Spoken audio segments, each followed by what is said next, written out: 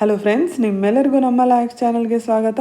ಇವತ್ತಿನ ಹಿಂದೂ ದಿನಪತ್ರಿಕೆ ವಿಶ್ಲೇಷಣೆ ಕೆಳಗೆ ಮೇ 28, 2021 ಈ ದಿನಾಂಕದ ಸುದ್ದಿ ವಿಶ್ಲೇಷಣೆಯನ್ನು ಆರಂಭ ಮಾಡೋಣ. ಮೊದಲಿಗೆ ಲಾ ಎಕ್ಸಲೆನ್ಸ್ IAS ಕಡೆಯಿಂದ ಒಂದು ಪ್ರಕಟಣೆ. 2021-22ನ ಪ್ರಿಲಿಮ್ಸ್ ಕಮ್ ಮೇನ್ಸ್ ಬ್ಯಾಚ್ ಆರಂಭ ಆಗ್ತಾ ಇದೆ. ಇದರೊಳಗೆ NCERT foundation course, general studies classes, prelims ಹಾಗೂ ಮೇನ್ಸ್ನ test series, mentorship, rapid revision program ಇದೆಲ್ಲದನ್ನು ಕವರ್ ಮಾಡಲಾಗುತ್ತೆ. ಅದರ ಜೊತೆಗೆ ಲಾ ಎಕ್ಸಲೆನ್ಸ್ IASನ ಸ್ಟಡಿ ಮೆಟೀರಿಯಲ್ಸ್ ಹಾಗೂ ಪ್ರತಿದಿನದ ಡೈಲಿ ಹ್ಯಾಂಡ್ಔಟ್ಸ್ ಏನಿರುತ್ತೆ ಅದನ್ನು ನಿಮಗೆ ಅವೈಲೇಬಲ್ ಮಾಡಲಾಗುತ್ತೆ. ಇದ್ರ ಬಗ್ಗೆ ಇನ್ನಷ್ಟು ಮಾಹಿತಿಯನ್ನು ಪಡ್ಕೊಳ್ಳೋದಕ್ಕೆ ಇಲ್ಲಿ ಕೊಟ್ಟಿರುವಂಥ ನಂಬರ್ನ ನೀವು ಕಾಂಟ್ಯಾಕ್ಟ್ ಮಾಡ್ಬೋದು. ಹಾಗೆ La Excellence IAS prelims cum mains test ಸೀರೀಸ್ನ ಆರಂಭ ಮಾಡ್ತಾ ಇದೆ. ನೋಡಿ, ನೀವು UPSC ಪ್ರಿಪೇರ್ ಆಗ್ತಾ ಇದ್ದೀರಾ ಅಂತಂದರೆ ನಿಮಗೆ ಕನ್ಸಿಸ್ಟೆನ್ಸಿ ಹಾಗೂ ಆ ಕನ್ಸಿಸ್ಟೆನ್ಸಿನ ಟೆಸ್ಟ್ ಮಾಡುವಂಥ ಅಕೌಂಟಬಿಲಿಟಿ ಬೇಕಾಗುತ್ತೆ. ಆ ಎರಡನ್ನೂ ನೀವು ಟೆಸ್ಟ್ ಸೀರೀಸ್ ಮೂಲಕ ಪಡ್ಕೋಬೋದು. ಪ್ರಿಲಿಮ್ಸ್ ಹಾಗೂ ಮೇನ್ಸ್ ಪರೀಕ್ಷೆಗೆ ಏನು ಬೇರೆ ಬೇರೆ ರೀತಿಯ ನಿಮಗೆ ಸ್ಕಿಲ್ಸ್ನ ಅವಶ್ಯಕತೆ ಇರುತ್ತೆ ಅದೆಲ್ಲದನ್ನು ನೀವು ಟೆಸ್ಟ್ ಸೀರೀಸ್ ಮೂಲಕ ಪಡ್ಕೋಬೋದು. ಸೊ ಈ ಪರೀಕ್ಷೆಗಳಿಗೆ ಬೇಕಾಗುವಂಥ ಎಲ್ಲ ರೀತಿಯ ಟೆಸ್ಟ್ಗಳನ್ನ ಇದರೊಳಗೆ ಕವರ್ ಮಾಡಲಾಗಿದೆ. ಇದ್ರ ಬಗ್ಗೆ ಇನ್ನಷ್ಟು ಮಾಹಿತಿಯನ್ನು ಪಡ್ಕೊಳ್ಳೋದಕ್ಕೆ ಇಲ್ಲಿ ಕೊಟ್ಟಿರುವಂಥ ನಂಬರ್ನ ನೀವು ಕಾಂಟ್ಯಾಕ್ಟ್ ಮಾಡ್ಬೋದು. ಮೊದಲಿಗೆ 24th ಮೇ ಸಂಚಿಕೆಯಲ್ಲಿ ಕೊಟ್ಟಂಥ ಈ ಪ್ರಶ್ನೆಗೆ ಉತ್ತರವನ್ನು ನೋಡೋಣ. Which of the following is not passing through African continent? A, tropic of cancer, B, equator, C, international date line, D, tropic of Capricorn. ತುಂಬ ಸುಲಭವಾಗಿರುವಂಥ ಪ್ರಶ್ನೆ. ನಾವು ಇದ್ರ ಬಗ್ಗೆ ಅವತ್ತಿನ ಮ್ಯಾಪಿಂಗಲ್ಲಿ ಚರ್ಚೆ ಮಾಡಿದ್ವಿ. ಆಫ್ರಿಕನ್ ಕಾಂಟಿನೆಂಟ್ನಿಂದ ನಿಮಗೆ equator, tropic of cancer, tropic of capricorn ಇವು ಮೂರೂ ಪಾಸ್ ಆಗುತ್ತೆ. ಸೊ ಇಲ್ಲಿ ಉಳಿದಿದ್ದು C, ಇಂಟರ್ನ್ಯಾಷನಲ್ ಡೇಟ್ ಲೈನ್. ಇಲ್ಲಿ ನಿಮ್ಮ ಉತ್ತರ international date line. International date line ಇಷ್ಟು ದೂರ ಇಲ್ಲಿ ಆಫ್ರಿಕನ್ ಕಾಂಟಿನೆಂಟ್ ಇದ್ರೆ ಇಲ್ಲಿಂದ ಪಾಸ್ ಆಗ್ತಾ ಇರುವಂಥದ್ದು ಪೆಸಿಫಿಕ್ ಓಷನ್ನ ಮೂಲಕ. So international date line African continent through pass ಆಗೋದಿಲ್ಲ. ಇಲ್ಲಿ ಉತ್ತರ C, ಇಂಟರ್ನ್ಯಾಷನಲ್ ಡೇಟ್ ಲೈನ್. ಈಗ ಇವತ್ತಿನ ದಿನಪತ್ರಿಕೆ ಮುಖ್ಯ ಆರ್ಟಿಕಲ್ಸ್ ಕಡೆ ಹೋಗೋಣ. ನಾವು 2-3 ದಿನಗಳಿಂದ IT ರೂಲ್ಸ್ ಹೊಸದಾಗಿ ಏನು ಬಂದಿದೆ ಅದ್ರ ಬಗ್ಗೆ ಚರ್ಚೆ ಮಾಡ್ತಾನೆ ಇದ್ದೀವಿ. ಇವತ್ತಿನ ದಿನಪತ್ರಿಕೆಯಲ್ಲಿ ಕೊಟ್ಟಿರೋ ಆರ್ಟಿಕಲ್ಸ್ ಪ್ರಕಾರ ನಾವು ಆ IT ರೂಲ್ಸ್ನ ಟಾಪಿಕ್ ಏನಿದೆ ಅದ್ರ ಬಗ್ಗೆ ಒಂದು 360 ಡಿಗ್ರಿ ವ್ಯೂನ ಪಡ್ಕೊಳಕ್ಕೆ ಪ್ರಯತ್ನ ಮಾಡೋಣ. ನಾವಿಲ್ಲಿ ಚರ್ಚೆ ಮಾಡ್ತಾ ಇರುವಂಥದ್ದು ಸರ್ಕಾರ ಇತ್ತೀಚೆಗಷ್ಟೇ ಪಾಸ್ ಮಾಡಿದಂಥ information technology guidelines for intermediaries and digital media ethics code rules 2021. ಇಲ್ಲಿ ಇದು ರೂಲ್ಸ್ IT ಆಕ್ಟ್ ಕೆಳಗೆ ಬರುವಂಥ ರೂಲ್ಸ್. ಆಕ್ಟ್ ಅಂದರೆ ಏನು? ಕಾಯ್ದೆ. ಈಗ ಒಂದು ಬಿಲ್ ಪಾಸಾಗಿ 2 ಪಾರ್ಲಿಮೆಂಟ್ಗೆ ಹೋಗಿ ನಂತರ ಪ್ರೆಸಿಡೆಂಟ್ ಅಸೆಂಟ್ ಸಿಕ್ಕಿ ಅದು ಆಕ್ಟ್ ಆಗುತ್ತೆ, ಕಾನೂನಾಗುತ್ತೆ. ಆ ಕಾನೂನನ್ನು ಪಾರ್ಲಿಮೆಂಟಲ್ಲಿ ಮಾಡ್ತಾರೆ, ಹೌದಾ? ಆದರೆ ಆ ಆ್ಯಕ್ಟನ್ನು ನಾವು ಕಾರ್ಯರೂಪಕ್ಕೆ ತೊಗೊಂಬರಬೇಕು ಅಂತಂದರೆ ಎಕ್ಸಿಕ್ಯೂಟಿವ್ ಅದ್ರ ಕೆಳಗೆ ಕೆಲವೊಂದು ರೂಲ್ಸ್ನ ಮಾಡಬೇಕಾಗತ್ತೆ. ಇದನ್ನೇ ಸಬಾರ್ಡಿನೇಟ್ ಲೆಜಿಸ್ಲೇಷನ್ ಅಂತ ಕರೀತಾರೆ. ಅಂದರೆ ಪಾರ್ಲಿಮೆಂಟ್ ಮಾಡಿರುವಂಥದ್ದು ಪ್ರೈಮರಿ ಲೆಜಿಸ್ಲೇಷನ್. ಅದ್ರ ಕೆಳಗೆ ಎಕ್ಸಿಕ್ಯೂಟಿವ್ಗೆ ಆಡಳಿತ ರೂಪಕ್ಕೆ ಇಂಪ್ಲಿಮೆಂಟ್ ಮಾಡೋದಕ್ಕೆ ಕೆಲವೊಂದು ರೂಲ್ಸ್ನ ತೊಗೊಂಬರೋಕ್ಕೆ ಅಧಿಕಾರ ಆ ಪ್ರೈಮರಿ ಲೆಜಿಸ್ಲೇಷನ್ ಕೆಳಗೇನೆ ಬಂದಿರುತ್ತೆ. ಅದನ್ನು ಸಬಾರ್ಡಿನೇಟ್ ಲೆಜಿಸ್ಲೇಷನ್ ಅಂತ ಇಲ್ಲಿ ಕರಿತಾ ಇರುವಂಥದ್ದು. ನಮ್ಮ ಸಂವಿಧಾನದ ಆರ್ಟಿಕಲ್ 13(3) ಕೆಳಗೆ ಲಾ ಅಂತ ನಾವು ಯಾವುದನ್ನು ಪರಿಗಣಿಸ್ತೀವಿ ಅದ್ರ ಒಳಗೆ ಈ ರೀತಿ ರೂಲ್ಸ್, ರೆಗ್ಯುಲೇಷನ್ಸ್ ಎಲ್ಲದನ್ನು ನಾವು ಅಳವಡಿಸ್ಕೊಂಡಿದ್ದೀವಿ. ನಾವೀಗ ಚರ್ಚೆ ಮಾಡ್ತಾ ಇರುವಂಥ ಇನ್ಫಾರ್ಮೇಷನ್ ಟೆಕ್ನಾಲಜಿ ರೂಲ್ಸ್ 2021 ಅಪ್ಲೈ ಆಗುವಂಥದ್ದು ಸೋಷಿಯಲ್ ಮೀಡಿಯಾ, ಡಿಜಿಟಲ್ ನ್ಯೂಸ್ ಹಾಗೂ OTT ಪ್ಲಾಟ್ಫಾರ್ಮ್ಸ್ಗೆ. OTT ಅಂತಂದರೆ ಓವರ್ ದ ಟಾಪ್. ನಾವೇನು ನೆಟ್ಫ್ಲಿಕ್ಸ್, ಪ್ರೈಮ್ ಎಲ್ಲ ವಾಚ್ ಮಾಡ್ತೀವಲ್ವಾ, ಆ ಪ್ಲಾಟ್ಫಾರ್ಮ್ಸ್ಗೆ OTT ಅಂತ ಕರೆಯಲಾಗುತ್ತೆ. ಸೊ ಅದ್ರ ಮೇಲೆ ಏನು ಕಂಟೆಂಟ್ ಇದೆ ಅದನ್ನು ಸೆಲ್ಫ್ ಕ್ಲಾಸಿಫೈ ಮಾಡುವಂಥದ್ದು, ಅಂದರೆ ಯಾವ ವಯಸ್ಸಿನವರು ಯಾವ ಕಂಟೆಂಟ್ ನೋಡ್ಬೋದು ಅಂತ ಕ್ಲಾಸಿಫಿಕೇಶನ್ ಮಾಡುವಂಥದ್ದು. 13+ ಆದಂಥವ್ರು ಮಾತ್ರ ನೋಡ್ಬೋದಾದ ಕಂಟೆಂಟ್ಗೆ ಪೇರೆಂಟಲ್ ಲಾಕ್ ತೊಗೊಂಬರುವಂಥದ್ದು. ಯಾವ ವ್ಯಕ್ತಿ ನೋಡ್ತಾ ಇದ್ದಾರೆ ಅವರ ಏಜನ್ನು ವೆರಿಫೈ ಮಾಡೋದಕ್ಕೆ ಒಂದು ಮೆಕ್ಯಾನಿಸಮ್ ತೊಗೊಂಬರುವಂಥದ್ದು. ಈ ರೀತಿ ಹೊಸ ರೂಲ್ಸನ್ನು ತೊಗೊಂಬಂದಿದ್ದಾರೆ. ಇನ್ನು ಡಿಜಿಟಲ್ ನ್ಯೂಸ್ನ ವಿಚಾರದಲ್ಲಿ 3 ಲೆವೆಲ್ ಗ್ರೀವೆನ್ಸ್ ರಿಡ್ರೆಸಲ್ ಮೆಕ್ಯಾನಿಸಮ್ ಒಂದನ್ನು ತೊಗೊಂಬಂದಿದ್ದಾರೆ. ಅದರೊಳಗೆ ಸೆಲ್ಫ್ ರೆಗ್ಯುಲೇಟರಿ ಬಾಡೀಸ್ ಇದೆ, ಹಾಗೆ INB ಮಿನಿಸ್ಟ್ರಿಯಿಂದ ಓವರ್ಸೈಟ್ ಮೆಕ್ಯಾನಿಸಮ್ ಇದೆ. ಆದರೆ ಇಲ್ಲಿ ಎಲ್ಲಕ್ಕಿಂತ ಜಾಸ್ತಿ ಮುಖ್ಯ ಇರುವಂಥದ್ದು ಸೋಷಿಯಲ್ ಮೀಡಿಯಾ. ಸೋಷಿಯಲ್ ಮೀಡಿಯಾ ಅಂತಂದರೆ ಇಲ್ಲಿ ಸೋಷಿಯಲ್ ಮೀಡಿಯಾ ಇಂಟರ್ಮೀಡಿಯರೀಸ್ ಬಗ್ಗೆ ಚರ್ಚೆ ಮಾಡ್ತಾ ಇದ್ದಾರೆ. ಈ ಇಂಟರ್ಮೀಡಿಯರಿ ಅಂದರೆ ಏನು? ಸಾಮಾನ್ಯವಾಗಿ ಈ ಪದವನ್ನು ನಾವು ಯಾವಾಗ ಬಳಸ್ತೀವಿ ಅಂತಂದರೆ 2 ಎಂಟಿಟಿ ಅಥವಾ 2 ವಸ್ತುಗಳ ಮಧ್ಯೆ ಒಂದು ಲಿಂಕ್ ಅಥವಾ ಮಧ್ಯಸ್ಥಿಕೆಯ ವಿಷಯ ಬಂದಾಗ ಇಂಟರ್ಮೀಡಿಯರಿ ಅನ್ನೋ ವರ್ಡ್ನ ಉಪಯೋಗಿಸ್ತೀವಿ. ಇಲ್ಲಿ ಫೇಸ್ಬುಕ್, ಟ್ವಿಟರ್ ಇದೆಲ್ಲ ಇಂಟರ್ಮೀಡಿಯರಿ ಹೇಗಾಗುತ್ತೆ? ಈಗ ಉದಾಹರಣೆಗೆ ಟ್ವಿಟರಲ್ಲಿ ನಾನು ನನ್ನ ಒಪಿನಿಯನ್ನ ಪಬ್ಲಿಷ್ ಮಾಡಿದೆ ಅಂತ ಅಂದ್ಕೊಳ್ಳಿ. ನೀವು ಅದನ್ನು ಓದ್ತಾ ಇದ್ದೀರಾ. ಸೊ ಪಬ್ಲಿಷ್ ಮಾಡಿರುವಂಥವಳು ನಾನು, ನೀವು ಅದನ್ನು ಓದ್ತಾ ಇದ್ದೀರಾ. ಟ್ವಿಟರ್ ಅನ್ನೋದು ಒಂದು ಪ್ಲಾಟ್ಫಾರ್ಮ್ ಅಷ್ಟೇ. ಸೊ ನಮ್ಮಿಬ್ಬರ ಮಧ್ಯೆ ಅದೊಂದು ಲಿಂಕ್ ಆಗಿ ವರ್ಕ್ ಆಗ್ತಾ ಇದೆ, ಅದು ಮಧ್ಯಸ್ಥಿಕೆಯನ್ನು ಮಾಡ್ತಾ ಇದೆ. ಹಾಗಾಗಿ ಅದಕ್ಕೆ ಸೋಷಿಯಲ್ ಮೀಡಿಯಾ ಇಂಟರ್ಮೀಡಿಯರೀಸ್ ಅಂತ ಕರೆಯಲಾಗುತ್ತೆ. ಈ IT ರೂಲ್ಸ್ 2021 ಕೆಳಗೆ ಇಂಟರ್ಮೀಡಿಯರೀಸ್ನಲ್ಲೂ ಕೂಡ ಸಿಗ್ನಿಫಿಕೆಂಟ್ ಸೋಷಿಯಲ್ ಮೀಡಿಯಾ ಇಂಟರ್ಮೀಡಿಯರೀಸ್ ಅಂತ ವಿಂಗಡಣೆ ಮಾಡಿದ್ದಾರೆ. ಯಾವ ಪ್ಲಾಟ್ಫಾರ್ಮಿಗೆ 50 ಲಕ್ಷಕ್ಕಿಂತ ಜಾಸ್ತಿ ರಿಜಿಸ್ಟರ್ಡ್ ಯೂಸರ್ಸ್ ಇರ್ತಾರೆ ಅವರಿಗೆ ಸಿಗ್ನಿಫಿಕೆಂಟ್ ಸೋಷಿಯಲ್ ಮೀಡಿಯಾ ಇಂಟರ್ಮೀಡಿಯರೀಸ್ ಅಂತ ಮಾಡಿದ್ದಾರೆ. ಈಗ ಕಂಟೆಂಟ್ ಹಾಕಿರೋದು ಯಾರು? ನಾನು. ಹಾಗಾಗಿ ಅದರ ಲಯಾಬಿಲಿಟಿ, ಅದರ ಹೊಣೆಗಾರಿಕೆ ಯಾರ್ದು? ನಂದೇನೆ. ಉದಾಹರಣೆಗೆ ನಾನು ಕ್ರಿಮಿನಲ್ ಲಯಬಲ್ ಆಗುವಂಥ ಏನೋ ಒಂದು ಕಂಟೆಂಟ್ ಹಾಕಿದೆ, ಅಂದರೆ ನಮ್ಮ ದೇಶದ ಸಾರ್ವಭೌಮತೆಗೆ ವಿರುದ್ಧವಾಗಿ ಪಬ್ಲಿಕ್ ಆರ್ಡರ್ನ ಇನ್ಸೈಟ್ ಮಾಡೋ ಥರ ಅಥವಾ ಚೈಲ್ಡ್ ಸೆಕ್ಷುವಲ್ ಅಬ್ಯೂಸ್ಗೆ ರಿಲೇಟೆಡ್ ಈ ರೀತಿ ಏನೋ ಒಂದು ಕಂಟೆಂಟ್ ಹಾಕಿದೆ ಅಂತಂದರೆ ಕ್ರಿಮಿನಲ್ ಲಯಾಬಿಲಿಟಿ ಕೂಡ ಯಾರ್ದಾಗತ್ತೆ? ನಂದಾಗುತ್ತೆ, ಆ ಪ್ಲಾಟ್ಫಾರ್ಮ್ದು ಆಗಲ್ಲ. ಈ ರೀತಿ ಕ್ರಿಮಿನಲ್ ಲಯಬಿಲಿಟಿಯಿಂದ ಇಮ್ಯುನಿಟಿ ಸಿಗೋದಕ್ಕೆ ಸೇಫ್ ಹಾರ್ಬರ್ ಪ್ರಾವಿಷನ್ಸ್ ಅಂತ ಕರೆಯಲಾಗುತ್ತೆ. ಈಗ ಹೊಸ ರೂಲ್ಸ್ 2021 ಕೆಳಗೆ ಯಾವ್ದಾದ್ರು ಇಂಡಿವಿಜುವಲ್ನ ಡಿಗ್ನಿಟಿ ವಿರುದ್ಧವಾಗಿ ಏನಾದ್ರು ಕಂಟೆಂಟ್ ಇದ್ರೆ ಅದನ್ನು 24 ಅವರ್ ಒಳಗೆ ತೆಗೆದು ಹಾಕಬೇಕು ಅಂತ ಇದೆ. ಹಾಗೆ especially significant social media intermediaries ಏನಿದ್ದಾರೆ ಅವರಿಗೆ ಚೀಫ್ ಕಂಪ್ಲೇಂಟ್ಸ್ ಆಫೀಸರ್ ಅಂತ ಇರಬೇಕು, ರೆಸಿಡೆಂಟ್ ಗ್ರೀವೆನ್ಸ್ ಆಫೀಸರ್ ಅಂತ ಇರಬೇಕು, ನೋಡಲ್ ಕಾಂಟ್ಯಾಕ್ಟ್ ಪರ್ಸನ್ ಇರಬೇಕು. ಹಾಗೆ ಪ್ರತಿ ತಿಂಗಳು ರಿಪೋರ್ಟ್ ಬರಬೇಕು. ಅಂದರೆ ಏನೇನು ಕಂಪ್ಲೇಂಟ್ಸ್ ಬರ್ತಾ ಇದೆ ಇಲ್ಲೆಲ್ಲ ಅದ್ರ ಬಗ್ಗೆ ರಿಪೋರ್ಟ್ ಬರಬೇಕು. ಈ ರೀತಿ ಹೊಸ ರೂಲ್ಸ್ನ ಮಾಡಿದ್ದಾರೆ. ಈ ರೂಲ್ಸ್ನ ಫಾಲೋ ಮಾಡೋದಕ್ಕೆ ಡ್ಯೂ ಡೆಲಿಜೆನ್ಸ್ ಅಂತ ಕರೆಯಲಾಗುತ್ತೆ. ಡ್ಯೂ ಡೆಲಿಜೆನ್ಸ್ ಮಾಡಲಿಲ್ಲ ಅಂತಂದರೆ ನಿಮ್ಮ ಸೇಫ್ ಹಾರ್ಬರ್ ಪ್ರಾವಿಷನ್ಸ್ ಇರೋದಿಲ್ಲ ಅಂತ ಈ ರೂಲ್ಸ್ ಹೇಳುತ್ತೆ. ಅಂದರೆ ಈ ಸೋಷಿಯಲ್ ಮೀಡಿಯಾ ಇಂಟರ್ಮೀಡಿಯರೀಸ್ ಸರಿಯಾಗಿ ರೂಲ್ಸ್ನ ಫಾಲೋ ಮಾಡಲಿಲ್ಲ ಅಂತಂದರೆ ತಮ್ಮ ಇಮ್ಯುನಿಟಿ ಏನಿದೆ ಸೇಫ್ ಹಾರ್ಬರ್ ಪ್ರಾವಿಷನ್ಸ್ ಕೆಳಗೆ ಅದನ್ನು ಕಳ್ಕೊಬೇಕಾಗುತ್ತೆ. ಇವೆಲ್ಲ ಪ್ರಾವಿಷನ್ಸ್ಗಿಂತ ಈಗ ನಾವು ತುಂಬ ಚರ್ಚೆ ಮಾಡ್ತಾ ಇರುವಂಥದ್ದು, ಎಸ್ಪೆಷಲಿ ಇವತ್ತಿನ ದಿನಪತ್ರಿಕೆ ಆರ್ಟಿಕಲಲ್ಲಿ ಚರ್ಚೆ ಮಾಡ್ತಾ ಇರುವಂಥದ್ದು ಫಸ್ಟ್ ಒರಿಜಿನೇಟರ್ ಆಫ್ ಇನ್ಫಾರ್ಮೇಷನ್. ಈ ಒಂದು ಪ್ರಾವಿಷನ್ನ ವಿಷಯವಾಗಿ ಅಂದರೆ ಒಂದು ಪ್ಲಾಟ್ಫಾರ್ಮ್ ಮೇಲೆ ಒಂದು ಮಾಹಿತಿ ಎಲ್ಲಿಂದ ನಿರ್ದಿಷ್ಟವಾಗಿ ಆರಂಭ ಆಯಿತು ಅಂತ ತಿಳ್ಕೊಳ್ಳೋವಂಥದ್ದು. ಇದು ಯಾಕೆ ಬೇಕು ನಮಗೆ? ಒಂದು ಅಪರಾಧ ಆರಂಭ ಆಯಿತು ಅಂತಂದರೆ ಅದನ್ನು ಟ್ರ್ಯಾಕ್ ಮಾಡೋದಕ್ಕೆ ಬೇಕು. ಅಂಥ ಅಪರಾಧವನ್ನು ನಾವು ಪ್ರಿವೆಂಟ್ ಮಾಡಬೇಕಂದ್ರೆ ಈ ರೀತಿ ಒಂದು ಪ್ರಾವಿಷನ್ನ ಅಗತ್ಯ ಇರುತ್ತೆ. ಯಾವಾಗ ಸರ್ಕಾರ ಅಥವಾ ಕೋರ್ಟ್ ಆರ್ಡರ್ ಮಾಡುತ್ತೆ ಈ ರೀತಿ social media intermediaries first originator of ಇನ್ಫಾರ್ಮೇಷನ್ನ ಕೊಡಬೇಕಾಗತ್ತೆ ಅಂತ ಹೊಸ ರೂಲ್ಸ್ ಹೇಳುತ್ತೆ. ಸರ್ಕಾರಕ್ಕೆ ಅಥವಾ ಲಾ ಎನ್ಫೋರ್ಸ್ಮೆಂಟ್ ಏಜೆನ್ಸೀಸ್ಗೆ ಈ ವಿಷಯವಾಗಿ ಸಹಾಯ ಮಾಡಬೇಕು ಅಂತ ಕೂಡ ರೂಲ್ಸ್ ಹೇಳುತ್ತೆ. ಆದರೆ ಇದರಿಂದ ಬೇರೆ ರೀತಿಯ ಸಮಸ್ಯೆಗಳು ಉತ್ಪಾದನೆ ಆಗ್ಬೋದು. ಈಗ ಉದಾಹರಣೆಗೆ ಒಬ್ಬ ಯೂಸರ್ ಎ ಯೂಸರ್ ಬಿಗೆ ಇಮೇಲ್ ಕಳಿಸ್ದ ಅಂತ ಅಂದ್ಕೊಳ್ಳಿ. ಮಧ್ಯದಲ್ಲಿ ಅದು ರೌಟರ್ ಸರ್ವರ್ಸ್ ಅದನ್ನೆಲ್ಲದ್ರ ಮೂಲಕ ಹೋಗುತ್ತೆ. ಆದರೆ ಮಧ್ಯದಲ್ಲಿ ಯಾರೂ ಆ ಮಾಹಿತಿಯನ್ನು ಉಪಯೋಗಿಸದೇ ಇರೋ ಥರ ಇಂಟರ್ಸೆಪ್ಟ್ ಆಗದೆ ಇರೋ ರೀತಿ ಅದನ್ನು ಮಾರ್ಪಾಡು ಮಾಡಿ ಕಳಿಸಲಾಗುತ್ತೆ. ಅದನ್ನೇ ಎನ್ಕ್ರಿಪ್ಷನ್ ಅಂತ ಕರೆಯಲಾಗುತ್ತೆ. ಇದನ್ನೇ ಎಂಡ್ ಟು ಎಂಡ್ ಎನ್ಕ್ರಿಪ್ಷನ್ ಅಂತ ಕರೀತಾರೆ. ಈ ಎಂಡ್ ಟು ಎಂಡ್ ಎನ್ಕ್ರಿಪ್ಷನಿಂದಾಗಿ ನಮ್ಮ ಪ್ರೈವೇಟ್ ಮಾಹಿತಿ ಮೂರನೇವರ ಕೈಗೆ ಹೋಗೋಕ್ಕೆ ಸಾಧ್ಯ ಆಗೋದಿಲ್ಲ. ಆದರೆ ಈಗ ಹೊಸ ರೂಲ್ಸ್ನ ಕೆಳಗೆ ಏನು ನಿರ್ದಿಷ್ಟವಾಗಿ ಫಸ್ಟ್ ಒರಿಜಿನೇಟರ್ ಆಫ್ ಇನ್ಫಾರ್ಮೇಷನ್ ಏನಿದೆ ಅದನ್ನು ಎನೇಬಲ್ ಮಾಡ್ಕೊಳ್ಳಿ ಅಂತ ಸೋಷಿಯಲ್ ಮೀಡಿಯಾ ಇಂಟರ್ಮೀಡಿಯರೀಸ್ಗೆ ಹೇಳಲಾಗ್ತಾ ಇದೆ. ಇದರ ಮೂಲಕ ಈಗ ಈ ಎಂಡ್ ಟು ಎಂಡ್ ಎನ್ಕ್ರಿಪ್ಷನ್ ಮುಖಾಂತರ ಇರುವಂಥ ಒಂದು ಸೆಕ್ಯೂರಿಟಿ ಆರ್ಕಿಟೆಕ್ಚರ್ ಏನಿದೆ ಅದು ವೀಕ್ ಆಗುವಂಥ ಸಾಧ್ಯತೆ ಇದೆ. ಅದರಿಂದಾಗಿ ನಮ್ಮ ರೈಟ್ ಟು ಪ್ರೈವಸಿ ಏನಿದೆ ಅದರ ಮೇಲೆ ಹಲ್ಲೆ ಆಗುತ್ತೆ, ಉಲ್ಲಂಘನೆ ಆಗುತ್ತೆ ಅನ್ನೋದ್ರ ಬಗ್ಗೆ ಇಲ್ಲಿ ಚರ್ಚೆ ಮಾಡ್ತಾ ಇರುವಂಥದ್ದು. ಇದೇ ವಿಷಯವಾಗಿ ವಾಟ್ಸಪ್ ಕೂಡ ಡೆಲ್ಲಿ ಹೈಕೋರ್ಟಲ್ಲಿ ಪಿಟಿಷನ್ ಹಾಕಿರುವಂಥದ್ದು. ಈಗ ಹೊಸ ರೂಲ್ಸ್ನ ಕೆಳಗೆ ಏನು ಮಾಡೋಕ್ಕೆ ಪ್ರಯತ್ನ ಮಾಡ್ತಾ ಇದ್ದಾರೆ, ಅದರಿಂದ ಉಪಯೋಗ ಇಲ್ಲ ಅಂತಲ್ಲ, ಆದರೆ ಎಷ್ಟು ಉಪಯೋಗ ಆಗ್ತಾ ಇದೆ ಅದರ ಪ್ರಪೋರ್ಷನೇಟ್ ಆಗಿ ಎಷ್ಟು ರೈಟ್ ಟು ಪ್ರೈವಸಿಯ ಮೇಲೆ ಉಲ್ಲಂಘನೆ ಆಗಬಹುದು ಅದನ್ನು ಪ್ರಶ್ನೆ ಮಾಡ್ತಾ ವಾಟ್ಸಪ್ ಹೈಕೋರ್ಟಲ್ಲಿ ಪಿಟಿಷನ್ ಹಾಕಿರುವಂಥದ್ದು. ಈಗ ಹೊಸ ರೂಲ್ಸ್ನ ಏನು ಫಾರ್ಮ್ ಮಾಡಿದ್ದಾರೆ ಅದರ ಮೂಲ ಎಲ್ಲಿತ್ತು ಅಂತಂದರೆ 2019ನ ಒಂದು ಸುಪ್ರೀಂ ಕೋರ್ಟ್ ಆರ್ಡರಲ್ಲಿ. ಆ ಸುಪ್ರೀಂ ಕೋರ್ಟ್ ಆರ್ಡರಲ್ಲಿ ಏನು ಹೇಳಲಾಗಿತ್ತು ಅಂತಂದರೆ ಎಸ್ಪೆಷಲಿ ಪೋರ್ನೋಗ್ರಫಿ, ರೇಪ್ ಈ ರೀತಿ ಕ್ರೈಮ್ಗಳು ಸೋಷಿಯಲ್ ಮೀಡಿಯಾ ವರ್ಚುವಲ್ ಪ್ಲಾಟ್ಫಾರ್ಮ್ಸ್ ಮುಖಾಂತರ ಹರಡುವಂಥದ್ದು, ದೇಶದ ಸಾರ್ವಭೌಮತೆಗೇನೆ ಅಟ್ಯಾಕ್ ಮಾಡುವಂಥ ಮೆಸೇಜಸ್ ಹರಡುವಂಥದ್ದು, ಇದನ್ನು ನಾವು ತಡೆಗಟ್ಟಬೇಕು ಅಂತಂದರೆ ಫಸ್ಟ್ ಒರಿಜಿನೇಟರ್ ಆಫ್ ಇನ್ಫಾರ್ಮೇಷನ್ ಗೊತ್ತಾಗಬೇಕು ಅಂತ ಸುಪ್ರೀಂ ಕೋರ್ಟ್ ಹೇಳಿದ್ದು ನಿಜ. ಆದರೆ ರೈಟ್ ಟು ಪ್ರೈವಸಿ ಬಗ್ಗೆ ಕೂಡ ಸುಪ್ರೀಂ ಕೋರ್ಟ್ ಹೇಳಿತ್ತು. ಆದರೆ ಇದರ ಮೂಲಕ ಅಂದರೆ ಫಸ್ಟ್ ಒರಿಜಿನೇಟರ್ ಇನ್ಫಾರ್ಮೇಷನ್ ಏನಿದೆ ಅದರ ಮೂಲಕ ಒಬ್ಬ ವ್ಯಕ್ತಿಯ ಪ್ರೈವಸಿಗೆ ಉಲ್ಲಂಘನೆ ಆಗಬಾರ್ದು, ಕೇವಲ ಸ್ಪೆಸಿಫಿಕ್ ಸರ್ಕಮ್ಸ್ಟೆನ್ಸಸ್ ಅಲ್ಲಿ ಮಾತ್ರ ಈ ರೀತಿ ಟ್ರೇಸ್ ಮಾಡೋಕ್ಕೆ ಸಾಧ್ಯ ಆಗಬೇಕು ಅಂತ ಕೂಡ ಸುಪ್ರೀಂ ಕೋರ್ಟ್ ಹೇಳಿತ್ತು. ಸುಪ್ರೀಂ ಕೋರ್ಟ್ ಪದೇ ಪುಟ್ಟಸ್ವಾಮಿ ಕೇಸಲ್ಲಿ ಏನು ಹೇಳಿತ್ತು, right to privacy fundamental right ಅಂತ ಹೇಳಿತ್ತು. ಅದೊಂದು ನ್ಯಾಚುರಲ್ ರೈಟ್. ಆರ್ಟಿಕಲ್ 21 ಕೆಳಗೆ ನಮಗೆ ಸಿಕ್ಕಿರುವಂಥ ಮೂಲಭೂತ ಹಕ್ಕು ರೈಟ್ ಟು ಪ್ರೈವಸಿ. ಹಾಗೆ ಅನುರಾಧ ಭಸಿನ್ ಕೇಸ್, ಇದು ಜಮ್ಮು ಅಂಡ್ ಕಾಶ್ಮೀರ್ ಇಂಟರ್ನೆಟ್ ಫ್ರೀಡಮ್ಗೆ ಸಂಬಂಧಪಟ್ಟಿದ್ದು. ಇದರಲ್ಲಿ supreme court freedom of speech and ಎಕ್ಸ್ಪ್ರೆಷನ್ಗೆ ಕಾನ್ಸ್ಟಿಟ್ಯೂಷನಲ್ ಪ್ರೊಟೆಕ್ಷನ್ ಇದೆ ಅಂತ ಹೇಳಿತ್ತು. ಸೊ ಒಂದ್ ಕಡೆ ಸುಪ್ರೀಂ ಕೋರ್ಟ್ 2019ನಲ್ಲಿ ಕ್ರಿಮಿನಲ್ ಆಕ್ಟಿವಿಟೀಸ್ನ ತಡೆ ಹಿಡಿಯೋಕೆ ಒರಿಜಿನೇಟರ್ ಆಫ್ ಮೆಸೇಜಸ್ ಬಗ್ಗೆ ಹೇಳಿದ್ರು ಕೂಡ, ಇನ್ನೊಂದ್ ಕಡೆ right to privacy, right to freedom of speech and expression ಬಗ್ಗೆ ಕೂಡ ಹೇಳಿದೆ.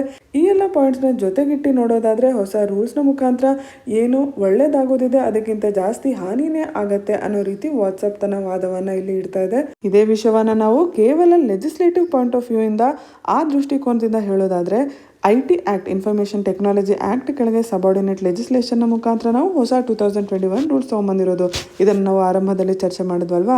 ಸೊ ಓವರ್ ಆಲ್ ಇಲ್ಲಿ ಪಾಯಿಂಟ್ ಏನು ಅಂತಂದರೆ, ಹೊಸದಾಗಿ ಮಾಡಿರುವಂಥ ಸಬಾರ್ಡಿನೇಟ್ ಲಾ ಏನಿದೆ ರೂಲ್ಸ್ನ ಮುಖಾಂತರ ಅದು ಒರಿಜಿನಲ್ ಇನ್ಫಾರ್ಮೇಷನ್ ಟೆಕ್ನಾಲಜಿ ಆ್ಯಕ್ಟ್ನ ಉದ್ದೇಶ ಏನಿತ್ತು ಅದರ ಬೌಂಡ್ರಿಯನ್ನು, ಅದರ ಮಿತಿಯನ್ನು ಮೀರಿದೆ.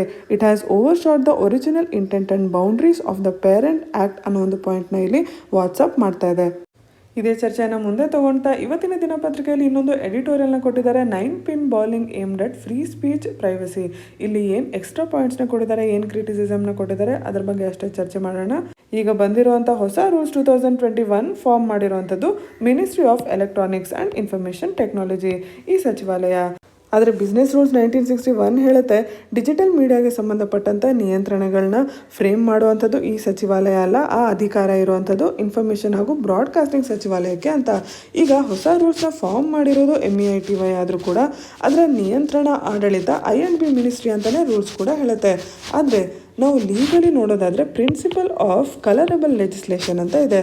ಈ ಲೀಗಲ್ ಪ್ರಿನ್ಸಿಪಲ್ನ ಪ್ರಕಾರ ಒಂದು ವಿಷಯದ ಬಗ್ಗೆ ನನಗೆ ನೇರವಾಗಿ ಕಾಯ್ದೆಯನ್ನು ಮಾಡೋ ಅಧಿಕಾರ ಇಲ್ಲ ಅಂತಂದರೆ ಪರೋಕ್ಷವಾಗಿ ಕೂಡ ನಾನು ಅದೇ ವಿಷಯದ ಮೇಲೆ ಯಾವುದೇ ಕಾಯ್ದೆಯನ್ನು ಮಾಡೋಕ್ಕೆ ಅಧಿಕಾರ ಇಲ್ಲ ಅಂತ ಅರ್ಥ. ಆದರೆ ಇಲ್ಲೇನಾಗ್ತಾ ಇದೆ, ಎಲೆಕ್ಟ್ರಾನಿಕ್ಸ್ ಆ್ಯಂಡ್ ಇನ್ಫಾರ್ಮೇಷನ್ ಟೆಕ್ನಾಲಜಿ ಈ ಸಚಿವಾಲಯ ಪರೋಕ್ಷವಾಗಿ ಆ ವಿಷಯದ ಮೇಲೆ ಕಾನೂನು ಮಾಡ್ತಾ ಇದೆ. ಹಾಗಾಗಿ ಇದು ಸರಿಯಲ್ಲ ಅನ್ನೋದು ಇಲ್ಲಿ ಮೊದಲನೇ ಪಾಯಿಂಟ್. ಎರಡನೇ ಪಾಯಿಂಟ್ ಏನು ಅಂತಂದರೆ, ಒಂದು ಪ್ಲಾಟ್ಫಾರ್ಮ್ ಕೆಳಗೆ ಏನಾದ್ರು ಅಬ್ಜೆಕ್ಷನಲ್ ಕಂಟೆಂಟ್ ಇದ್ದರೆ ಗೌರ್ಮೆಂಟ್ ಆರ್ಡರ್ನ ನಂತರ 36 ಅವರ್ ಒಳಗೆ ಅದನ್ನು ತೆಗೆದು ಹಾಕಬೇಕು ಅಂತ ಹೊಸ ರೂಲ್ಸ್ ಹೇಳುತ್ತೆ. ಆ ಪ್ಲ್ಯಾಟ್ಫಾರ್ಮ್ಗೆ ಏನಾದರೂ ಅಬ್ಜೆಕ್ಷನಲ್ ಅಲ್ಲ, ಇದು ಸರಿಯಾಗಿರೋ ಕಂಟೆಂಟ್ ಅನ್ನೋ ಒಂದು ಡಿಸ್ಅಗ್ರಿಮೆಂಟ್ ಇದ್ದರೆ ಅದನ್ನು ತೋರ್ಸೋಕ್ಕೆ ಯಾವುದೂ ಅವಕಾಶ ಇಲ್ಲ. ಯಾಕಂದರೆ 36 ಅವರ್ ಒಳಗೆ ಅವರು ಆರ್ಡರ್ನ ಪಾಲಿಸಬೇಕಾಗುತ್ತೆ. ಇದು ಎರಡನೇ ಪಾಯಿಂಟ್. ಮೂರನೇ ಪಾಯಿಂಟ್ ನಾವೀಗಾಗಲೇ ಚರ್ಚೆ ಮಾಡಿದಾಗೆ ರೈಟ್ ಟು ಪ್ರೈವಸಿ ಬಗ್ಗೆ.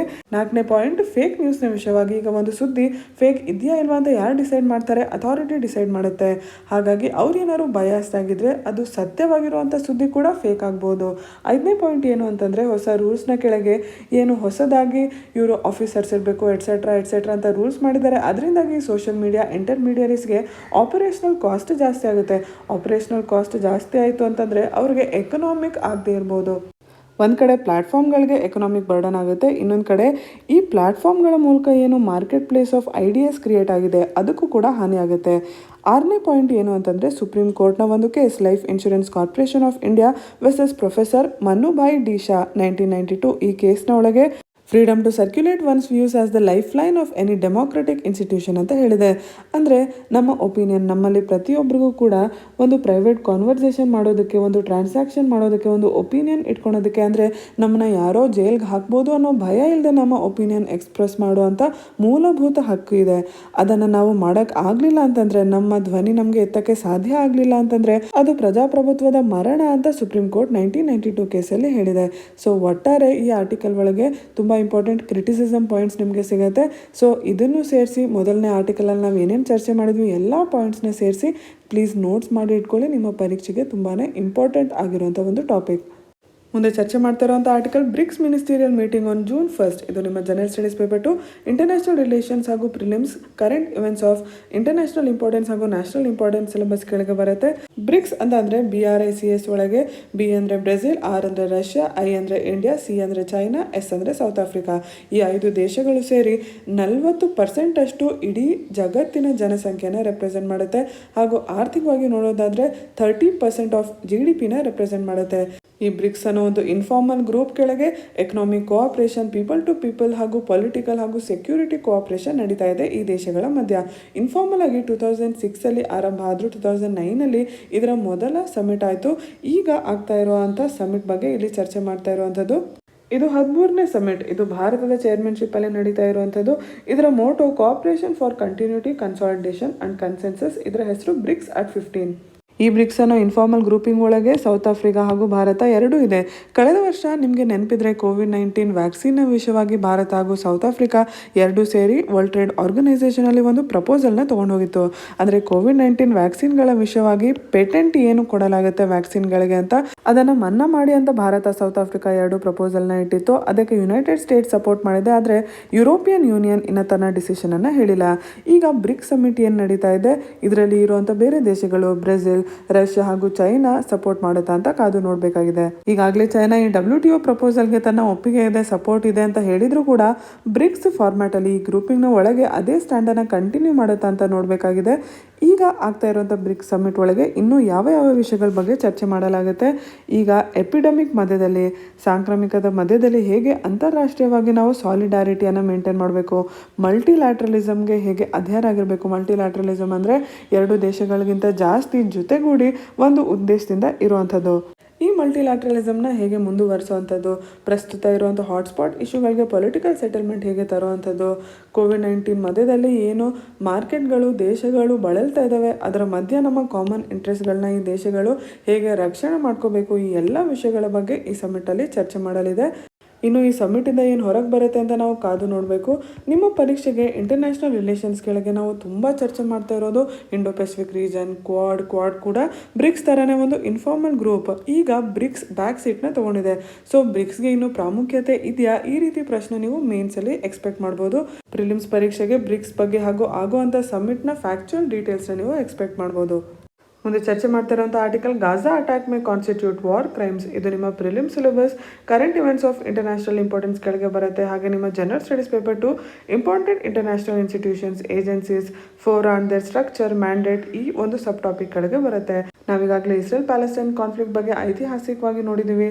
ಈಗ ಆನ್ಗೋಯಿಂಗ್ ಕ್ರೈಸಿಸ್ ಯಾಕೆ ಇದೆ, ಯಾಕೆ ಟೆನ್ಷನ್ಸ್ ಜಾಸ್ತಿ ಆಗಿತ್ತು, ಟ್ರೂಸ್ ಆಗಿರೋದ್ರ ಬಗ್ಗೆ, ಹಾಗೆ ಈ ಪ್ರದೇಶದ ಮ್ಯಾಪಿಂಗ್ ಎಲ್ಲವನ್ನ ನೋಡಿದ್ದೀವಿ. ಈಗ UNHRC United Nation Human Rights Council ಬಗ್ಗೆ ಈ ಆರ್ಟಿಕಲಲ್ಲಿ ಚರ್ಚೆ ಮಾಡ್ತಾ ಇರೋದು. ವಾರ್ ಕ್ರೈಮ್ಸ್ ಅಂದರೆ ಏನು? ನಿಮ್ಮ ಪ್ರಿಲಿಮ್ಸ್ಗೆ ತುಂಬ ಮುಖ್ಯವಾಗಿರುವಂಥದ್ದು. ವಾರ್ ಕ್ರೈಮ್ಸ್ ಅಂತಂದರೆ indiscriminate and disproportionate in their impact on civilians and civilian objects may constitute as war crimes. Israel Palestine ಕಾನ್ಫ್ಲಿಕ್ಟಲ್ಲಿ ಒಂದು ಕಡೆ ಇಸ್ರೇಲ್ ಮೇಲೆ ಹಮಾಸ್ ಮಿಲಿಟೆಂಟ್ ಗ್ರೂಪ್ ಅಟ್ಯಾಕ್ ಮಾಡಿದ್ರೆ, ಇಸ್ರೇಲ್ ಗಾಜಾ ಸ್ಟ್ರಿಪ್ ಮೇಲೆ ಅಟ್ಯಾಕ್ ಮಾಡಿದೆ. ಎರಡೂ ಕಡೆ ಜನ ತೀರ್ಕೊಂಡಿದ್ದಾರೆ, ಇಂಜೋರ್ ಆಗಿದ್ದಾರೆ, ಪ್ರಾಪರ್ಟಿ ಹಾನಿಯಾಗಿದೆ. ಈಗ ಅಟ್ಯಾಕ್ ಮಾಡ್ತಾ ಇರಬೇಕಾದ್ರೆ ಸಿವಿಲಿಯನ್ಸ್ ಮೇಲೆ ಅಟ್ಯಾಕ್ ಮಾಡ್ತಾ ಇದ್ದೀವ, ಮಿಲಿಟ್ರಿ ಮೇಲೆ ಅಟ್ಯಾಕ್ ಮಾಡ್ತಾ ಇದ್ದೀವ ಅಂತ ಎರಡು ಗ್ರೂಪ್ಗಳು ನೋಡಿಲ್ಲ. Indiscriminate and failing to distinguish between military and civilian objects ಅಂತ ಇಲ್ಲಿ ಹೇಳ್ತಾ ಇದ್ದಾರೆ. ಸೊ ಅಂತಾರಾಷ್ಟ್ರೀಯವಾದ ಇಂಟರ್ನ್ಯಾಷನಲ್ ಹ್ಯುಮ್ಯಾನಿಟೇರಿಯನ್ ಲಾ ಏನಿದೆ ಅದರ ಪ್ರಕಾರ ಇದು ಒಂದು ಉಲ್ಲಂಘನೆ ಆಯಿತು. ಗಾಜಾದಲ್ಲಿ ಇರುವಂಥ ಮನೆಗಳು, ಮೆಡಿಕಲ್ ಫೆಸಿಲಿಟೀಸ್, ಮೀಡಿಯಾ ಹೌಸಸ್ ಇದೆಲ್ಲದ್ರ ಮೇಲೆ ಅಟ್ಯಾಕ್ ಮಾಡಿದೆ. ಇಸ್ರೇಲ್ನ ಪ್ರಕಾರ ಯಾಕೆ ಅಟ್ಯಾಕ್ ಮಾಡಿದೆ ಅಂತಂದರೆ ಈ ಪ್ರದೇಶಗಳನ್ನ, ಈ ಜಾಗಗಳನ್ನ ಮಿಲಿಟ್ರಿ ಪರ್ಪಸ್ಗೆ ಯೂಸ್ ಮಾಡ್ಕೋತಾ ಇದ್ರು, ಅಲ್ಲಿ ಆರ್ಮ್ಡ್ ಗ್ರೂಪ್ಸ್ ಇದ್ವು ಅಂತ. ಆದರೆ ಈ ರೀತಿ ಯಾವುದೇ ಎವಿಡೆನ್ಸ್ ನಮಗೆ ಸಿಕ್ಕಿಲ್ಲ ಅಂತ ಇಲ್ಲಿ UNHRCಯಲ್ಲಿ ಹೇಳ್ತಾ ಇದ್ದಾರೆ. UNHRC ಅಂತಂದ್ರೆ ಏನು? United Nation Human Rights Council. ಇದಕ್ಕಿಂತ ಮುಂಚೆ United Nation Commission on human Rights ಅಂತ ಇತ್ತು. ಅದರ ನಂತರ ಈಗ UNHRCಯ ಒಂದು ರೀಕಾನ್ಸ್ಟಿಟ್ಯೂಷನ್ ಆಯಿತು. ಇದರ ಹೆಡ್ ಕ್ವಾರ್ಟರ್ಸ್ ಇರುವಂಥದ್ದು ಜೆನೆವಾ, ಸ್ವಿಟ್ಜರ್ಲ್ಯಾಂಡಲ್ಲಿ. ಇದರಲ್ಲಿ 47 ಮೆಂಬರ್ಸ್ ಇದ್ದಾರೆ. ಇದರ ಮುಖ್ಯ ಉದ್ದೇಶ ಏನು? Non binding resolution on human rights ಇಶ್ಯೂಸ್ನ ಪಾಸ್ ಮಾಡುವಂಥದ್ದು. ಹಾಗೆ ಕೆಲವೊಂದು ಪ್ರದೇಶಗಳಲ್ಲಿ ಏನಾದ್ರು ಉಲ್ಲಂಘನೆಗಳಾದರೆ ಹ್ಯೂಮನ್ ರೈಟ್ಸ್ನ ವಿಷಯವಾಗಿ ಅದನ್ನು ಇನ್ವೆಸ್ಟಿಗೇಟ್ ಮಾಡುವಂಥದ್ದು. ಈ ರೀತಿ ಒಂದು ಇನ್ವೆಸ್ಟಿಗೇಷನ್ನ ಇಸ್ರೇಲ್ ಪ್ಯಾಲೆಸ್ಟೈನ್ ಪ್ರದೇಶದಲ್ಲಿ ಮಾಡೋದ್ರ ಬಗ್ಗೆ ಇಲ್ಲಿ ಚರ್ಚೆಯನ್ನು ಮಾಡ್ತಾ ಇದ್ದಾರೆ.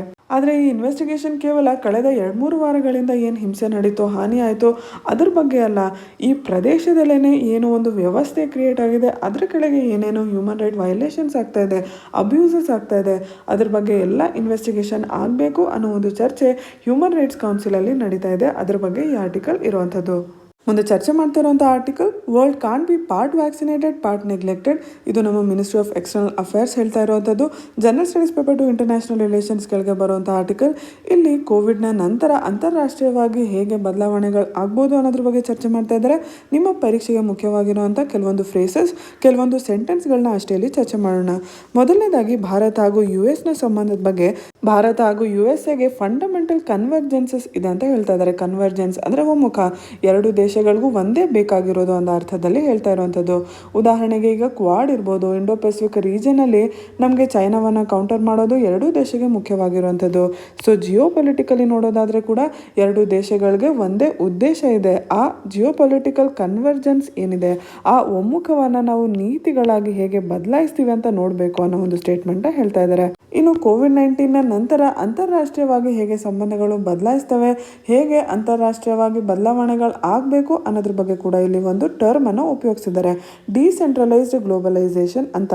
ಇಲ್ಲಿ world can be part vaccinated part neglected ಅಂತ ಹೇಳಿದಾಗ ಅವ್ರು ಏನು ಹೇಳಕ್ಕೆ ಪ್ರಯತ್ನ ಮಾಡ್ತಾ ಇದ್ದಾರೆ ಅಂದರೆ, ಈಗ ಭಾರತಕ್ಕೆ ಕಂಪ್ಲೀಟ್ ವ್ಯಾಕ್ಸಿನೇಷನ್ ಸಿಕ್ಕಿಲ್ಲ, ನಮ್ಮಲ್ಲಿ ಕೇಸಸ್ ಜಾಸ್ತಿ ಆಯಿತು ಅಂದರೆ ಅದರಿಂದ ಅಂತಾರಾಷ್ಟ್ರೀಯವಾಗೂ ಕೂಡ ಪರಿಣಾಮಗಳು ಬೀಳುತ್ತೆ. ಈಗ ಭಾರತದ ಎಕಾನಮಿ ಎಫೆಕ್ಟ್ ಆಯಿತು ಅಂತಂದರೆ ಅಂತಾರಾಷ್ಟ್ರೀಯವಾಗಿ ಬೇರೆ ದೇಶಗಳ ಮೇಲೆ ಕೂಡ ಅದರಿಂದ ಪರಿಣಾಮ ಬೀಳುತ್ತೆ. ಈಗ ಉದಾಹರಣೆಗೆ USA ಮಾರ್ಕೆಟ್, ಯುರೋಪಿಯನ್ ಯೂನಿಯನ್ನ ಮಾರ್ಕೆಟಲ್ಲಿ ಭಾರತದಲ್ಲಿದೆ, ನಾವು ಕೊಂಡ್ಕೊಳ್ಳಿಲ್ಲ ಅಂತಂದರೆ ಅವ್ರಿಗೆ ಎಫೆಕ್ಟ್ ಆಗುತ್ತೆ. ಹೀಗೆ ಒಂದು ಪರಿಸ್ಥಿತಿ ಕ್ರಿಯೇಟ್ ಆಗ್ತಾ ಇರಬೇಕಾದ್ರೆ ಪೋಸ್ಟ್ ಕೋವಿಡ್ನ ನಂತರ ಡಿಸೆಂಟ್ರಲೈಸ್ಡ್ ಗ್ಲೋಬಲೈಸೇಷನ್ನ ಅವಶ್ಯಕತೆ ಇದೆ ಅಂತ ಹೇಳ್ತಾ ಇದ್ದಾರೆ. ಅಂದರೆ ಜಾಗತೀಕರಣದ ಅವಶ್ಯಕತೆ ಇದೆ, ಅದರ ಜೊತೆಗೆ ಡಿಸೆಂಟ್ರಲೈಸ್ಡ್ ಆಗಿರಬೇಕು. ಅಂದರೆ ಸೆಂಟರ್ಸ್ ಆಫ್ ಪ್ರೊಡಕ್ಷನ್ ಜಗತ್ತಿನಲ್ಲಿ ಬೇರೆ ಬೇರೆ ಕಡೆ ಡಿಸ್ಟ್ರಿಬ್ಯೂಟ್ ಆಗಿರಬೇಕು, ಎಲ್ಲರಿಗೂ ಉಪಯೋಗ ಆಗೋ ಥರ ಇರಬೇಕು. ನ್ಯಾಷನಲ್ ಇಂಟ್ರೆಸ್ಟ್ ಅಂದರೆ ಆರ್ಥಿಕವಾಗಿ ಕೇವಲ ನಮ್ಮ ದೇಶಕ್ಕೆ ಉಪಯೋಗ ಆಗಲಿ ಅನ್ನೋ ಥರ ನಡ್ಕೊಂಡ್ರೆ ಅದರಿಂದ ಬೇರೆ ರೀತಿ ಸಮಸ್ಯೆಗಳು ಉಂಟಾಗುತ್ತೆ. ಹಾಗಾಗಿ ಡಿಸೆಂಟ್ರಲೈಸ್ಡ್ ಗ್ಲೋಬಲೈಸೇಷನ್ನ ಅವಶ್ಯಕತೆ ಇದೆ ಅಂತ ಒಂದು ಸ್ಟ್ಯಾಂಡ್ನ, ಒಂದು ಪಾಯಿಂಟ್ನ ಇಲ್ಲಿ ಮಾಡ್ತಾ ಇದ್ದಾರೆ. ಯಾಕೆ ಈ ರೀತಿ ಟರ್ಮ್ ಟರ್ಮ್ಸ್ ನಿಮ್ಮ ಪರೀಕ್ಷೆಗೆ ಮುಖ್ಯ. ಈಗ ನಿಮ್ಮ ಪರೀಕ್ಷೆಯಲ್ಲಿ decentralise globalisation is the need of the hour explain ಅಂತ ಪ್ರಶ್ನೆ ಬಂತು ಅಂದರೆ ಈ ಕಾನ್ಸೆಪ್ಟ್ ಬಗ್ಗೆ ನಿಮಗೆ ತಿಳಿದಿರಬೇಕು. ನೀವು ಪರೀಕ್ಷೆನ ಕನ್ನಡ ಮೀಡಿಯಮಲ್ಲಿ ಬರೆದ್ರೂ ಕೂಡ ನಿಮಗೆ ಪ್ರಶ್ನೆ ಇಂಗ್ಲೀಷ್ ಮೀಡಿಯಮಲ್ಲಿ ಇರುತ್ತೆ.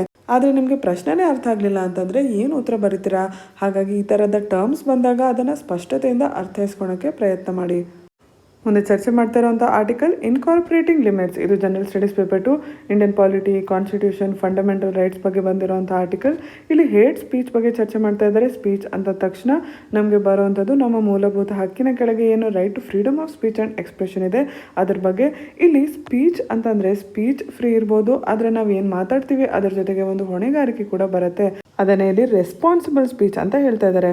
ಸೊ ರೆಸ್ಪಾನ್ಸಿಬಲ್ ಸ್ಪೀಚ್ ಅಂದರೆ ಏನು? ಕೇವಲ ಇನ್ನೊಬ್ಬರಿಗೆ ಡಿಫಮೇಷನ್ ಮಾಡುವಂಥದ್ದು, ಅಂದರೆ ಅವ್ರಿಗೆ ಬೇಕಂತ ಇನ್ಸಲ್ಟ್ ಮಾಡುವಂಥದ್ದು ಅಥವಾ ವೈಲೆನ್ಸ್ಗೆ ಇನ್ಸೈಟ್ ಮಾಡೋದು ಅಷ್ಟೇ ಅಲ್ಲ. ಈಗ ಈ ರೆಸ್ಪಾನ್ಸಿಬಲ್ ಸ್ಪೀಚ್ನ ಡೆಫಿನೇಷನ್ ಏನಿದೆ ಅದು ಬದಲಾಗ್ತಾ ಇದೆ ಅನ್ನೋದ್ರ ಬಗ್ಗೆ ಹೇಳ್ತಾ ಇದ್ದಾರೆ. ಮುಂಚೆ ಈ ರೆಸ್ಪಾನ್ಸಿಬಲ್ ಸ್ಪೀಚ್, ಫ್ರೀ ಸ್ಪೀಚ್ ಅಂತ ಅಂದರೆ ಬೇರೆ ಬೇರೆ ದೃಷ್ಟಿಕೋನಗಳನ್ನ ಸಮಾನತೆಯಿಂದ ನೋಡೋದು ಅಂತ ಇತ್ತು. ಆದರೆ ಈಗ ಇದರ ಡೆಫಿನೇಷನಲ್ಲಿ ಮಾರ್ಪಾಡಾಗ್ತಾ ಇದೆ. ಯಾವುದೇ ಒಂದು ವಲ್ನರಬಲ್ ಸೆಕ್ಷನ್ನ ಟಾರ್ಗೆಟ್ ಮಾಡದೇ ಇರೋದು ಅಂತ ಅರ್ಥ. ವಲ್ನರಬಲ್ ಸೆಕ್ಷನ್ ಅಂತ ಅಂದರೆ race, gender, caste, religious belief, sexual orientation, nationality ಅಥವಾ ಇಮಿಗ್ರೇಷನ್ ಸ್ಟೇಟಸ್ ಈ ವಿಷಯಗಳನ್ನ ಇಟ್ಕೊಂಡು ವಲ್ನರಬಲ್ ಗ್ರೂಪ್ಸ್ನ ಟಾರ್ಗೆಟ್ ಮಾಡಿ ಡಿಸ್ಕ್ರಿಮಿನೇಷನ್ ಮಾಡದೇ ಇರೋದಕ್ಕೆ ರೆಸ್ಪಾನ್ಸಿಬಲ್ ಫ್ರೀ ಸ್ಪೀಚ್ ಅಂತ ಕರೆಯಲಾಗುತ್ತೆ. ಸೊ ಈ ರೀತಿ ಬದಲಾವಣೆಗಳು ಆಗ್ತಾ ಇರಬೇಕಾದ್ರೆ ಹೇಟ್ ಸ್ಪೀಚ್ ಅನ್ನೋದನ್ನ ಡಿಫೈನ್ ಮಾಡೋದು ತುಂಬ ಇಂಪಾರ್ಟೆಂಟ್ ಆಗಿದೆ. ಈ ಹಿನ್ನೆಲೆಯಲ್ಲಿ ಕಳೆದ ವರ್ಷ committee for reforms in criminal loss ಅಂತ ಯೂನಿಯನ್ ಹೋಮ್ ಮಿನಿಸ್ಟ್ರಿ ಒಂದು ಕಮಿಟಿಯನ್ನು ಫಾರ್ಮ್ ಮಾಡಿತ್ತು. ಅದರ ರೆಕಮೆಂಡೇಶನ್ ಮೇರೆಗೆ ಈಗ ಹೇಟ್ ಸ್ಪೀಚ್ನ ಒಂದು ಸೆಪರೇಟ್ ಅಫೆನ್ಸ್, ಒಂದು ಅಪರಾಧವನ್ನಾಗಿ ಮಾಡಬೇಕು ಅಂತ ಪ್ರಯತ್ನ ಮಾಡ್ತಾ ಇದೆ. ಅದಕ್ಕಾಗಿ ಅಂತ ಲಾ ಕಮಿಷನ್ ಹಾಗೂ ಟಿ ಕೆ ವಿಶ್ವನಾಥನ್ ಅವರ ನೇತೃತ್ವದಲ್ಲಿ ಇದ್ದಂಥ ಎಕ್ಸ್ಪರ್ಟ್ ಕಮಿಟಿ ಅವರು ಕೊಟ್ಟಂತಹ ರೆಕಮೆಂಡೇಶನ್ಸ್ನ ಕೂಡ ಯೂನಿಯನ್ ಹೋಮ್ ಮಿನಿಸ್ಟ್ರಿ ಪರಿಗಣಿಸ್ತಾ ಇದೆ. ಏನಿದೆ ಇಲ್ಲಿವರೆಗೆ ನಮ್ಮ ಇಂಡಿಯನ್ ಪೀನಲ್ ಕೋಡ್ ಕೆಳಗೆ ಹೇಟ್ ಸ್ಪೀಚ್ನ ವಿಷಯವಾಗಿ ಏನೇನು ಸೆಕ್ಷನ್ಸ್ ಇದೆ ಅಂತ ಮೊದಲು ನೋಡೋಣ. IPC ಸೆಕ್ಷನ್ 153A 153B ಕೆಳಗೆ 2 ಪಂಗಡಗಳ ಮಧ್ಯ ಏನಾದ್ರು ವೈರತ್ವ ಬರೋ ಥರ ನಡ್ಕೊಂಡ್ರೆ ಅದು ಪನಿಷಬಲ್ ಆಗುತ್ತೆ. ಸೆಕ್ಷನ್ 295A ಕೆಳಗೆ ಯಾವ್ದಾದ್ರು ಅಥವಾ ಕ್ಲಾಸ್ ಆಫ್ ಪರ್ಸನ್ಸ್ನ ರಿಲಿಜಿಯಸ್ ಫೀಲಿಂಗ್ಸ್ನ ಔಟ್ರೇಜ್ ಮಾಡಿದ್ರೆ, ಹರ್ಟ್ ಮಾಡಿದ್ರೆ ಅದು ಪನಿಷಬಲ್ ಆ್ಯಕ್ಟ್ ಆಗುತ್ತೆ. ಸೆಕ್ಷನ್ಸ್ 505(1) 505(2) ಕೆಳಗೆ ಬೇರೆ ಬೇರೆ ಪಂಗಡಗಳ ಮಧ್ಯ ವೈರತ್ವ ಬೆಳೆಯೋ ಥರ ಪಬ್ಲಿಕೇಶನ್ ಹಾಗೂ ಸರ್ಕ್ಯುಲೇಷನ್ ಆಫ್ ಕಂಟೆಂಟ್ ಮಾಡಿದ್ರೆ ಅದು ಕೂಡ ಪನಿಷಬಲ್ ಆಗುತ್ತೆ. ರೆಪ್ರೆಸೆಂಟೇಷನ್ ಆಫ್ ಪೀಪಲ್ಸ್ ಆ್ಯಕ್ಟ್ ಕೆಳಗೆ ಎಲೆಕ್ಷನ್ನ ಸಮಯದಲ್ಲಿ ಏನಾದ್ರು ಫ್ರೀಡಮ್ ಆಫ್ ಸ್ಪೀಚ್ನ ದುರ್ಬಳಕೆ ಆದರೆ ಅಥವಾ race, religion, community, caste, language ಅದನ್ನು ರೆಫರ್ ಮಾಡ್ತಾ ವೈರತ್ವವನ್ನು ಬೆಳೆಸೋ ಥರ ಮಾತಾಡಿದ್ರೆ ಅದು ಕೂಡ ಪನಿಷಬಲ್ ಆ್ಯಕ್ಟ್ ಆಗುತ್ತೆ.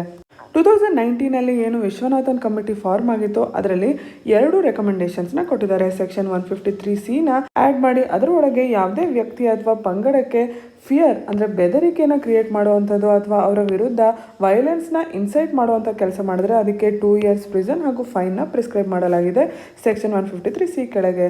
ಅದೇ ಕಮಿಟಿಯ ಇನ್ನೊಂದು ರೆಕಮೆಂಡೇಶನ್ ಸೆಕ್ಷನ್ 505A ಅಲ್ಲಿ grounds of race, religion, gender, sexual orientation, place of birth or disability ಈ ರೀತಿ ಯಾವುದೇ ಆಧಾರದ ಮೇಲೆ ಒಂದು ಗ್ರೂಪ್ಗೆ ಅಥವಾ ಒಂದು ಪಂಗಡಕ್ಕೆ ಬೆದರಿಕೆಯನ್ನು ಕ್ರಿಯೇಟ್ ಮಾಡುವಂಥದ್ದು, ಆ ಬೆದರಿಕೆ ಆಗೋ ಥರ ಸ್ಪೀಚಲ್ಲಿ ಬರೆಯುವಂಥದ್ದು ಅಥವಾ ಬರವಣಿಗೆಯಲ್ಲಿ ಬರೆಯೋದಕ್ಕೆ ಪನಿಷ್ಮೆಂಟನ್ನು ಮಾಡಲಾಗಿದೆ.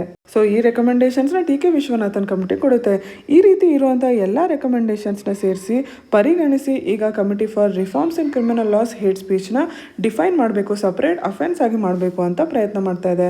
ಇದರಿಂದ ಏನು ಹೊರ ಬರುತ್ತೆ ಅಂತ ನಾವು ಕಾದು ನೋಡಬೇಕು. ಆದರೆ ನಾವು ಏನನ್ನ ಅವಾಯ್ಡ್ ಮಾಡಬೇಕು ಅಂತಂದರೆ ವೇಗ್ ಟರ್ಮ್ಸ್ನ ಉಪಯೋಗಿಸ್ಕೊಳ್ಳೋಂಥದ್ದು. ಉದಾಹರಣೆಗೆ ಇಲ್ಲಿ ಸೆಕ್ಷನ್ 66A ಆಫ್ IT ಆ್ಯಕ್ಟ್ನ ಕೊಟ್ಟಿದ್ದಾರೆ. ವೇಗ್ ಆಗಿ ನಾವು ಕೆಲವೊಂದನ್ನು ಡಿಫೈನ್ ಮಾಡೋದ್ರಿಂದ ಏನಾಗುತ್ತೆ ಅಂದರೆ ನಾಳೆ ಅದು ಸಂವಿಧಾನಬದ್ಧವಾಗಿ ಉಳಿಯೋದಿಲ್ಲ. ಹಾಗಾಗಿ ಈಗ ಏನು ತೊಗೊಂಡು ಬರ್ತಾ ಇದ್ದಾರೆ ಅದನ್ನು ವೇಗಾಗಿ ಅವ್ರು ಇಟ್ಕೋಬಾರ್ದು, ಸರಿಯಾದ ಟರ್ಮ್ಸ್ನ ಉಪಯೋಗಿಸ್ಕೋಬೇಕು ಅನ್ನೋ ಒಂದು ಪಾಯಿಂಟ್ನ ಇಲ್ಲಿ ಮಾಡ್ತಾ ಇದ್ದಾರೆ. ಹೇಟ್ ಸ್ಪೀಚ್ನ ಡಿಫೈನ್ ಮಾಡ್ತಾ ಇರ್ಬೇಕಾದ್ರೆ ವೈರತ್ವವನ್ನು ಎನ್ಕರೇಜ್ ಮಾಡೋದು, ವೈಲೆನ್ಸ್ನ ಇನ್ಸೈಟ್ ಮಾಡೋದು ಪನಿಷಬಲ್ ಆಗಿದೆ ಅನ್ನೋದು ಸ್ಪಷ್ಟ ಇರಬೇಕು. ಅವಾಗಷ್ಟೇ ಅದರಿಂದಾಗಿ ಏನು ಫ್ರೀ ಸ್ಪೀಚ್ನ ಕರಪ್ಟ್ ಮಾಡಿದಾಗ ಆಗುತ್ತೆ, ಅದು ವರ್ತ್ ಇರುತ್ತೆ, ಅದು ಉಪಯುಕ್ತವಾಗುತ್ತೆ ಅನ್ನೋ ಒಂದು ಪಾಯಿಂಟ್ನಲ್ಲಿ ಮಾಡ್ತಾ ಇದ್ದಾರೆ. ನಿಮ್ಮ ಪರೀಕ್ಷೆಗೆ ತುಂಬ ಮುಖ್ಯವಾಗಿರುವಂಥ ಆರ್ಟಿಕಲ್, ಎಸ್ಪೆಷಲಿ ಎಸ್ಸೆಗೆ ಡೆಮೋಕ್ರಸಿ ತುಂಬ ಪಾಪ್ಯುಲರ್ ಆಗಿರುವಂಥ ಟಾಪಿಕ್. ನಿಮ್ಮ ರಾಜ್ಯ ಮಟ್ಟದ ಎಕ್ಸಾಮ್, UPSC ಎಲ್ಲದರಲ್ಲೂ ಕೂಡ ಡೆಮೋಕ್ರಸಿ ಬಗ್ಗೆ ನೇರವಾಗಿ ಕೇಳಿಲ್ಲ ಅಂದರೂ ಪರೋಕ್ಷವಾಗಿ ಕೇಳೋದು ಉಂಟು. ಹಾಗಾಗಿ ಈ ಹೇಟ್ ಸ್ಪೀಚ್ ಇತ್ತೀಚಿನ ದಿನಗಳಲ್ಲಿ ತುಂಬ ಜಾಸ್ತಿ ಪ್ರಾಮುಖ್ಯತೆಯನ್ನು ಪಡ್ಕೊತಿದೆ. ಇಲ್ಲಿ ಏನು ಫ್ಯಾಕ್ಚುಯಲ್ ಡೀಟೇಲ್ಸ್ ರೆಕಮೆಂಡೇಶನ್ಸ್ ನಾವು ಚರ್ಚೆ ಮಾಡಿದ್ವಿ, ಅದು ಪ್ಲಸ್ ಕಾನ್ಸೆಪ್ಟ್ ಎರಡನ್ನೂ ನೀವು ಕ್ಲಿಯರ್ ಆಗಿ ಅರ್ಥ ಮಾಡ್ಕೊಳಕ್ಕೆ ಪ್ರಯತ್ನ ಮಾಡಿ. ಇವತ್ತಿನ ಸಂಚಿಕೆಯಿಂದ ಈ ಪ್ರಶ್ನೆಗೆ ಉತ್ತರಿಸೋಕ್ಕೆ ಪ್ರಯತ್ನ ಮಾಡಿ. Which of the following statements is are true? ಮೊದಲನೇ statement, the information technology rules 2021 has been framed by ministry of information and broadcasting. ಎರಡನೇ statement, the information technology rules 2021 is a subordinate legislation under Information Technology Act. Select the correct code. A only 1, B only 2, C both, D none. ಇದಕ್ಕೆ ಸರಿಯಾದ ಉತ್ತರವನ್ನು comment ಸೆಕ್ಷನಲ್ಲಿ ತಿಳಿಸಿ. ಹಾಗೆ ಇವತ್ತಿನ ಸಂಚಿಕೆಯಿಂದ ಏನಾದರೂ doubts ಇದ್ದಲ್ಲಿ ಕೂಡ ಕಮೆಂಟ್ ಸೆಕ್ಷನಲ್ಲಿ ಕೇಳಿ. ನಮ್ಮ ಚಾನಲ್ನ ಸಬ್ಸ್ಕ್ರೈಬ್ ಮಾಡಿ, ಈ ವಿಡಿಯೋಗೆ ಲೈಕ್ ಹಾಗೂ ಕಮೆಂಟ್ ಮಾಡಿ. ಮತ್ತೆ ಸಿಗೋಣ. ಧನ್ಯವಾದಗಳು.